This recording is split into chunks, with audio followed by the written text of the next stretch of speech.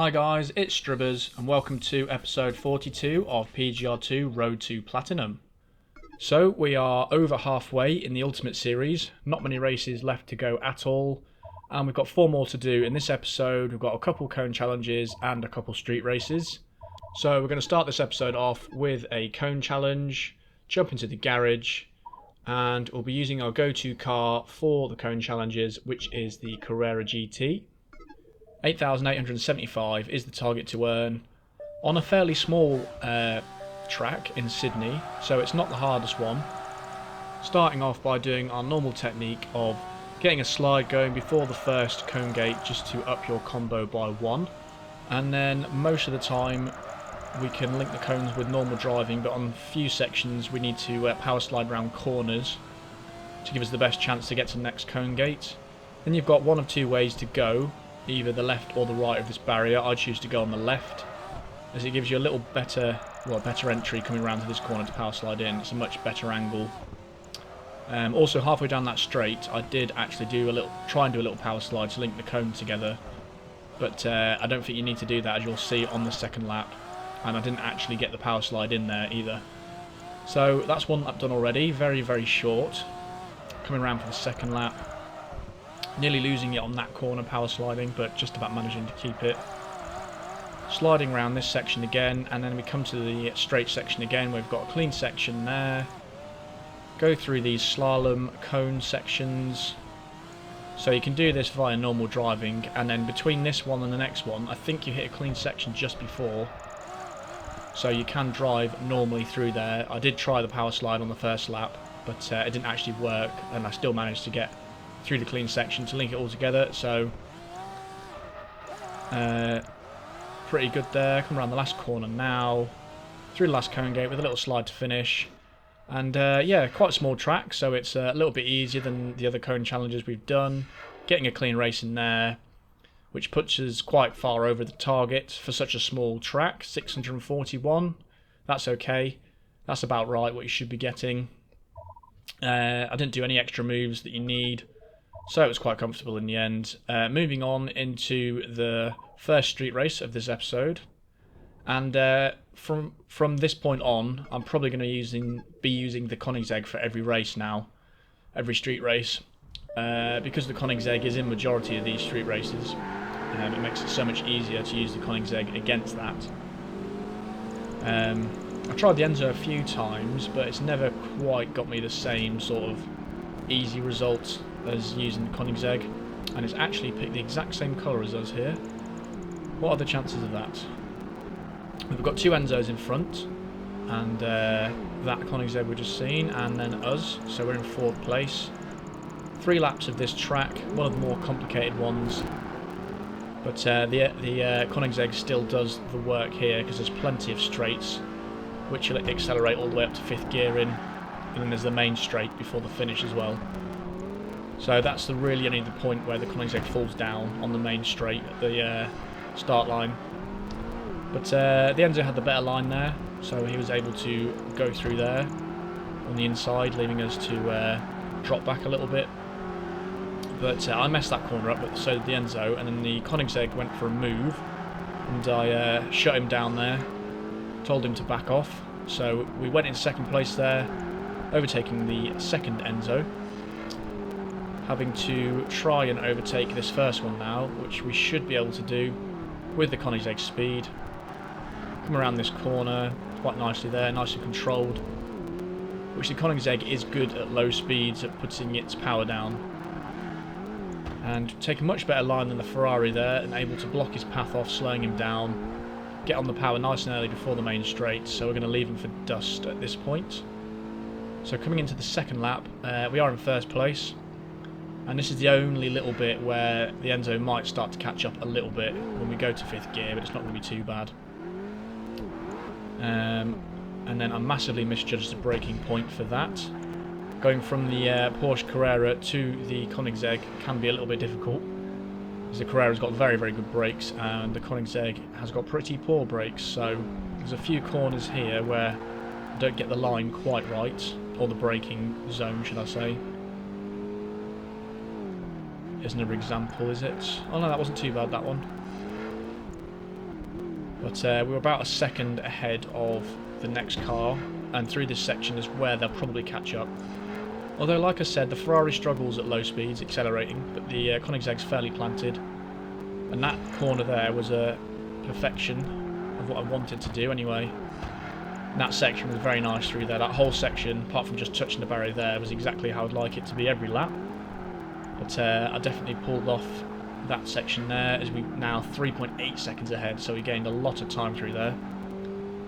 Assuming that the AI didn't crash, which means I can't take the credit for decent driving for once. So coming around for this hairpin, taking that a bit too narrow there, but nevertheless still able to get on the power before the straight. Now we can gun it down the main straight, coming into the third lap. This can be difficult, this race, especially in any other car but the Koenigsegg. Well, unless you've got the some of the bonus cars. But again, on that first corner, really misjudging that braking point. Need to brake quite a bit earlier than that. So if we didn't already lose our clean race, it's lost now. On the final lap, as we always do. But got quite a nice lead now. That was slightly too late again, that braking zone. But yeah, we've got 4.1 seconds now, and again that was late on the brakes.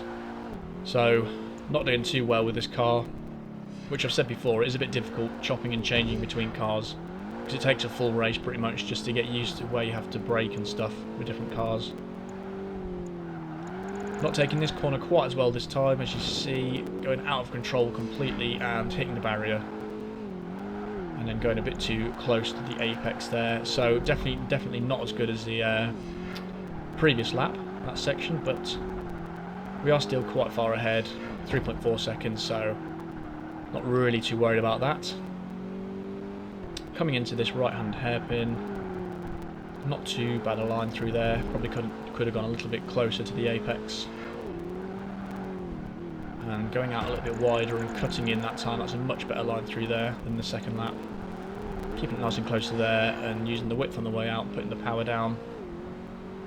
And I can't even see the next car, I think it just came around the corner there. So overall, quite a comfortable win. And quite a few in-game kudos for that. 3,000. Nice little amount there. And it was the Enzo that came second and the Koenigsegg behind that. So 8,000 kudos altogether for the second event of the episode, and we've got the final cone challenge for the episode and for the series. So I thought about using one car I haven't used before, which is the Saleen S7. I've had no joy trying to get platinum in this car on any street races or anything, so I thought I might give it a little go in the cone challenge. So we've got 2 laps of this fairly small track again. Fairly simple track as well, but the Saleen has actually got quite nice stability at the low speeds. It puts its power down really well, and it doesn't really power slide that well. If you force it into sliding, it will slide, but it doesn't do it when you don't want it to, so it is fairly planted in that respect. It's just a little bit heavy and unresponsive compared to some of the other cars, and not the best turning circle either. But it's alright, you can slide it when you need to, so that's the main thing we need to do for this sort of event. So come around these corners, you can drive majority of the track normally, and again at the lower speeds between these cone gates, just throwing a little slide in there to link these gates together. Full speed through here, through a clean section. And on this section I like to do a little slide before that cone, and then you can just fly through here, get to that cone before doing another slide there. Going to the left hand side of this bridge, as I find that's the easiest line to take, and probably the more obvious one there. Very nearly messed up the entire race with late braking there, but just about managed to recover it. Before coming around the last corner with another little slide to link that cone, and another slide across the line there to equal over 8,500 plus the clean race. So we passed that by not that much, to be honest. Nearly 600 kudos, but again, on the smaller tracks you don't really have the chance to build up that massive combo where you can beat the target by quite a lot. So that was comfortable. Not too bad, which leads us into the final street race of the episode, which I chose the Koenigsegg for again in Chicago, my least favourite place to do a street race. But here we go again, trying to get that platinum medal. And this can be very difficult, this event, with the two Koenigsegg's that the AI drive really well on this track. But luckily, we managed to get through the first corner unscathed and basically slingshotted past everyone that sort of crashed into the corner and got held up, which put us straight into first place after the first corner, which is very ideal for this track because it can get a bit annoying if the first car gets ahead or the second car. I've had it a few times where the first two Koenigseggs have just started to pull away whilst I've trying to get past the other ones, the back runners. But that corner there is particularly hard to take on most of the Chicago tracks, but this one especially, coming from that main straight at very high speeds, having to figure out how much to brake, how much throttle input to use without spinning out, and by going quick enough so that the other cars don't try and spin you out or overtake you. But coming across the line for the second lap, we have got a little bit of a lead here, 2.6 seconds to the next car. I'm not sure which car it is. Probably is going to be the Koenigsegg, but it could well be the Enzo. We'll have to see what happens. But we've just got to try our best not to make any mistakes. So at this point, with this sort of lead, I'm going to try and be conservative.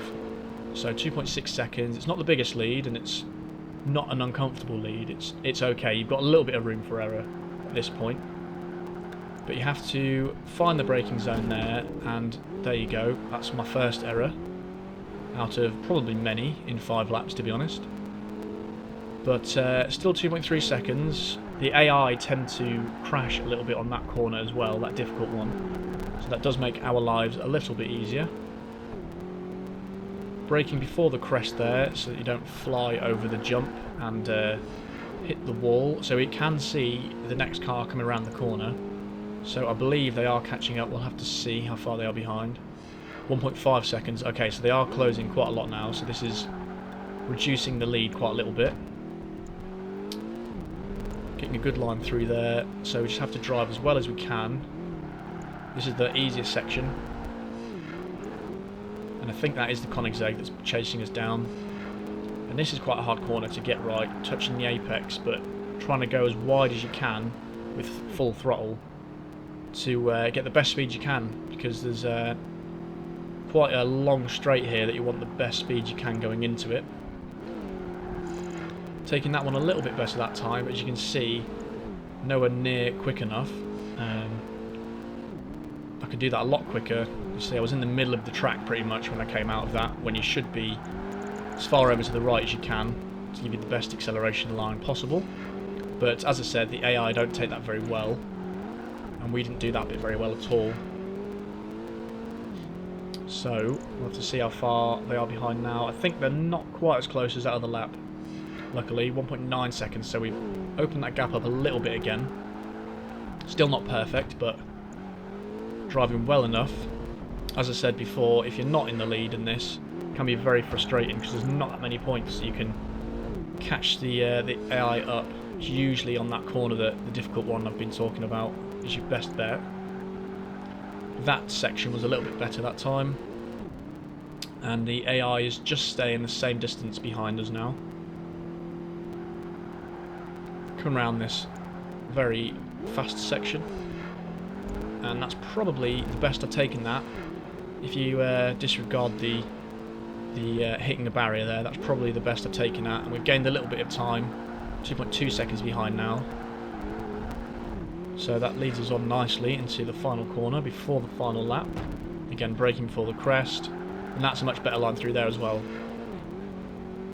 So it does take the time to learn where to brake in which car, because I found I was braking too late on this corner, so I had to brake nice and early. That was quite nicely timed, that one. And we're over 3 seconds ahead now, so on this final lap, it looks like if we can just hold on, we shouldn't have too many problems. Luckily, the second place has never got into that overtaking spot. As you can see, I took that corner a lot more conservatively that time. And it's now 3.8 seconds, so I think the AI might have made a mistake at this point. Coming to this difficult section, trying to take this nice and conservatively now. There's no need to try and power it through that section at this point. Coming into this section of corners, very, very nearly hitting the wall and ruining that corner. But luckily, we got away with that, leading us into the final corner. Taking out too wide that time, but we're on the final straight now, so it doesn't really matter what happens from this point. And across the line, I think I was getting 1 minute 3 seconds pretty much for most laps, and then we can see the Koenigsegg behind us. I think he might have caught up a little bit there.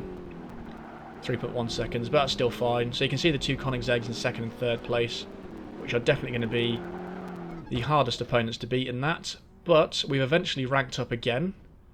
They're not coming very quickly now, these ranks, so that's very nice. Again, with 20 more tokens, putting our total to 1,295,000. So that's going to do it for this episode, guys. So in the next episode, we've got 3 events to do, not 4 this time, because the last event is quite a long event of 2 laps of the Nurburgring, so that's going to be an episode on its own. So for the next episode, we've got a speed camera and 2 street races to do, and then the final episode will be that last street race. So I hope you enjoyed it, guys. If you did, please like the video and consider subscribing if you're new for more content, and I'll see you in the next episode.